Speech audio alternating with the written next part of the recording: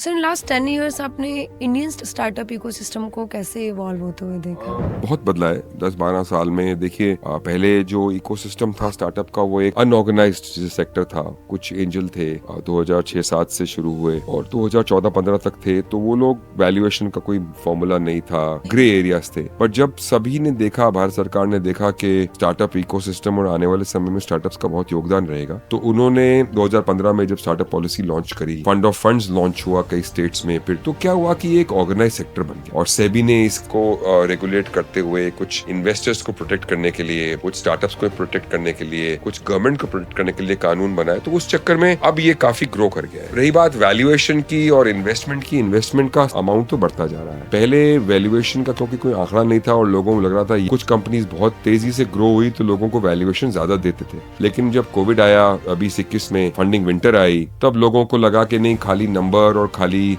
Growth ही important नहीं है, profitability भी इंपॉर्टेंट है, cost of customer acquisition important है। तो फिर उस चक्कर में जो आज के जमाने में बड़ा रियलिस्टिक सा व्यापार को देखने का नजरिया बन गया है, प्रॉफिटेबिलिटी देखी जाती है, बर्न देखा जाता है, ग्रोथ देखी जाती है, वैल्यूएशन सही नंबरों पे और लॉजिकल प्रोजेक्शंस पे दिया जाता है, कंपटीशन को, देश और विदेश के कंपटीशन को, उस सेक्टर को देखा जाता है। उस हिसाब से मुझे लग रहा है काफी ऑर्गेनाइज और संभल गया है ये भी।